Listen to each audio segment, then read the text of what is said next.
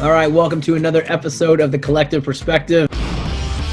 I'm back with Jaime Felber from several different bars. Jaime, before we kick it off, tell everyone about who you are and what you do. Obviously, you got my name right. You know, I'm a restaurateur, I suppose. I don't know. I have found myself operating 5 bars in the East Village of New York, under the umbrella of Paradise Hospitality. Started off with Bolton and Watt, then Drexler's, and then almost exactly a year ago, about 13 months ago, we started the first of 3 bars in a year. So we opened up Mr. Paradise in late March, early April, followed by Paper Daisy about 4 weeks later, and then about 6 months after that, we opened up Pretty Ricky's. Yeah, and then about 2 months ago, almost to the day, maybe 6-7 weeks ago, we shuttered them all.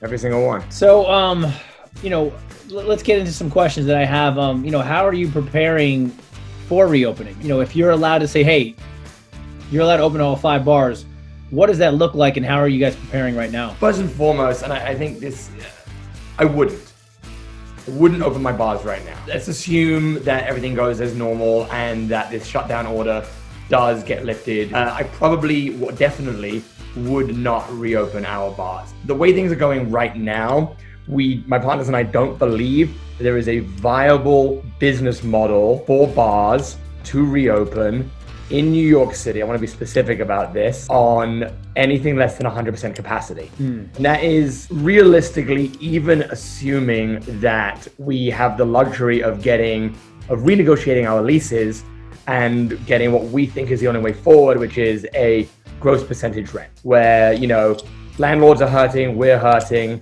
and in order for everybody to succeed, we renegotiate and we get a gross percentage rent whereby our success is their success.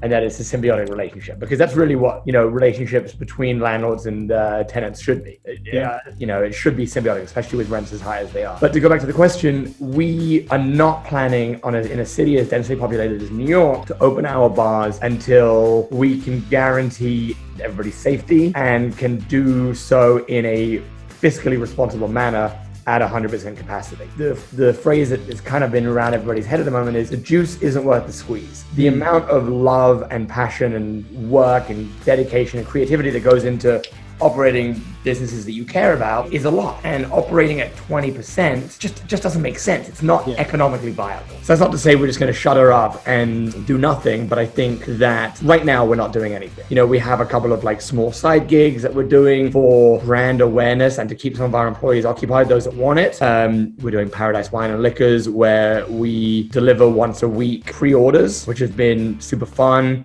We brand it all, but apart from that, we've kept everything pretty shuttered until we know the lay of the land. Wow. I mean, how are you, or how should other owners and operators really be pivoting right now? I think it's different for everybody. It depends on your business model. Bolton being the biggest restaurant and the most food focused in our group, has a strong reputation already for its food and its delivery program. So I know that we can push on that. We can get creative, we can get more brand focused, we can make sure that the product that we're putting out for delivery is the best. I think that we need to start being more creative with what we do, and there's no silver bullet or golden ticket or anything like that that's going to be okay, do this and your restaurants can operate financially successfully at 20%. Can we swear on this podcast? You can. It's really, really tough. Drexler's does its business 10 p.m. Bars. We do our business on people showing up and connecting with each other and engaging with each other in intimate settings. This is really, really difficult. We have to figure, in a city as densely populated as this, when people are going to be a little, maybe not triggered, but people are going to be really sensitive to the idea of going out and touching again. Human contact is going to be super weird. I haven't touched anybody, except for my girlfriend that I sleep next to, since March 9th. I was a crazy person. My partners and I were crazy people even before the shutdown. We were just not touching people. We're this is going to get bad. What do we do? How do we pivot? Right now, we are looking at to-go operations. We are looking at, as long as the SLA allows us to deliver alcohol, we are looking at cocktail programs, and We're looking at education programs online, and we are looking at, delivering a product that is super cool for what we do and making it the best version of it. We're not using cork containers to deliver, our booze or whatever it is. Like if we're doing meal packages and creating experiences, we got to figure out what is the best way for us to do that. We're talking about making videos that go along with your delivery. Here's Will Wyatt giving you your in-home personal cocktail video. This is how you create what you have had delivered in front of you. This industry will bounce back in a huge way, but it will take a long time. I think it's going to be a year to 18 months before we can even begin to look at what was normal prior to this. And in that time, a lot of us are going to go under. I'm now as well versed as I think the average restaurateur can be on these PPP loans. And I know I'm bouncing all over the place, and they're not helpful. They're really not helpful for small businesses that aren't opening. The rules are changing every day. There's no guarantee on forgiveness. The rules change every day. And it seems currently to date that it's at the discretion of the banks whether or not you acted in good faith. And that's not somebody I really want to be judging my moral compass. In order to reopen, in order to pivot, we need to have really important conversations with our neighbors, our neighboring bars. We need small independent collectives, support the restaurant organization, support the New York City Restaurant Alliance, advocate, get involved, listen to them, talk with them, but also speak to your neighbors. Create some sort of small community of information that you're sharing. I've spoken to a bunch of my neighbors about what our plans are. We talked about giving our 90-day notice to our landlords to really show them that we were serious, that we were not willing to gamble when the courts reopen on forgiveness, and we weren't willing to be stuck with 3 months back rent and then rent for 6 months when we were running at 20% to 50% capacity without any renegotiation. If you're looking at $20,000 a month rent, you're looking at $160,000 to $200,000 over 9 months, 10 months, when you're not making any money and margins were tiny at the first place. Communication, understanding that your landlords are humans and they have operating costs themselves. Hopefully they will understand that you're a human and you have operating costs, and that both of you understand the future and the way forward is collaboration and collective success. That's the pivot for me. The first pivot is re-evaluating the relationship that you may have had with your landlord. You guys, we're going to need to work together, and we are working together with our landlords to pivot our relationships and to figure out a way to succeed on whatever the future looks like. And then as we do that, we will slowly come back with a change in operation. I think there will be a lot fewer employees. I will not be fully staffing. I can't fully staff financially for the sake of people's comfort levels, my staff's comfort levels, customers' comfort levels. They're going to want to interact with as fewer people as possible. They're probably going to want to know that their food and their drinks are passing through as few hands as possible. Maybe we eliminate runners for a while. Maybe we eliminate, barbacks or servers or whatever it is, so that it's customer to product, in a very limited direction, which is awful because those people are like the hardest hit and the ones most suffering, the ones most in need of jobs. That's the way I see things going for a while. Scaling back staff, scaling back the intimacy and the attention to consumer that made restaurants so great for so long. I think we're going to see a big spike in technology in restaurants as a way to socially distance customers from staff. Was that a long-winded answer for that one question? No, I think you answered like all three of my questions that I had. Sorry. A couple of things to pick at. The negotiations with landlords right now, how successful is that going for you and other restaurateurs, operators that are they having these conversations, and how well are they going on the streets of New York? It's very mixed. Mine are going overwhelmingly well, which is really fortunate. They are for the most part small businesses themselves. So, they're one-on-one. Like we speak to the owner directly, which is great. And actually one of the landlords that we thought was going to be the hardest, we called him and it was kind of amazing. And we were like, look, here's our problem. He goes, look, right now, love, health is the first and foremost. We'll negotiate, we'll talk when it comes time. Just when we do sit down, remember that we are also a business and we also have costs. I was like, 100%. Couldn't agree more. And that was an amazing approach. On the other hand, I hear horror stories, not to mention any names, but I've heard of landlords sending rent bills right now, which is just like so, it's comical almost, and tone deaf and ignorant. And then following up with legal letters, which is also farcical because courts aren't even open, but it shows where they feel like I don't know, maybe they need to be bullies or what, but there is definitely both ends of the spectrum. And those that bully will lose out for sure. There are no tenants, there are no box stores, big box brands coming in to take up these small spaces that are going to go vacant. They're not getting a new tenant next year.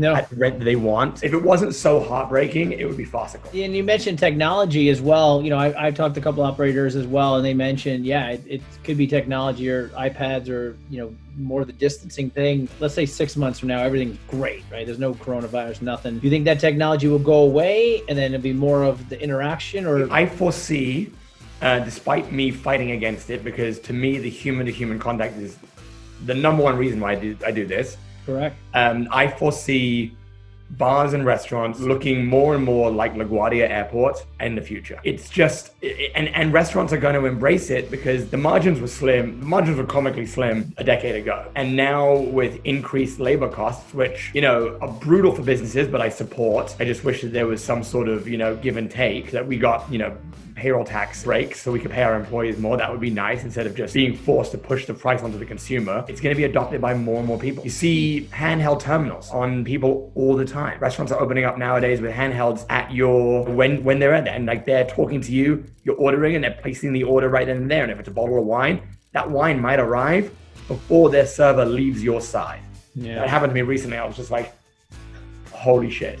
And it was actually from a nerdy, operational point of view. I was like, wow, this is great. This is a way to give service expediently and, turntables, drive business, whatever you want to call it. It was, it was appealing to me. It was enticing. Yeah.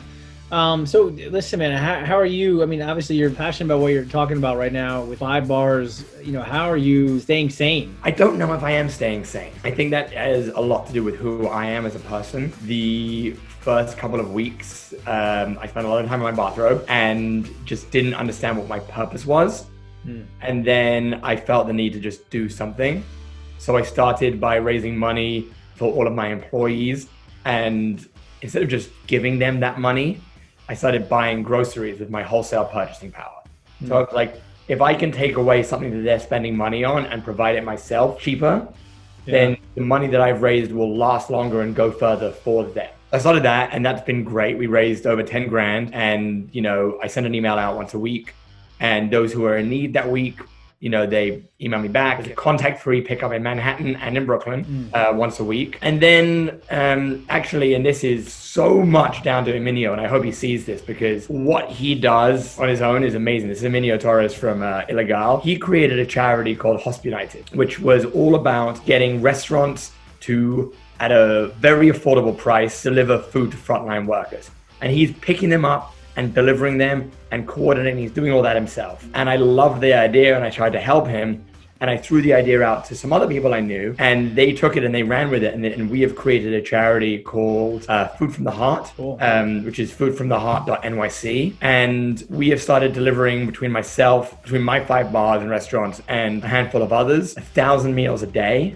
Wow. To Weill Cornell, hospital. And we are working very hard to expand that. Now I'm realizing that a big pivot is frontline workers need food.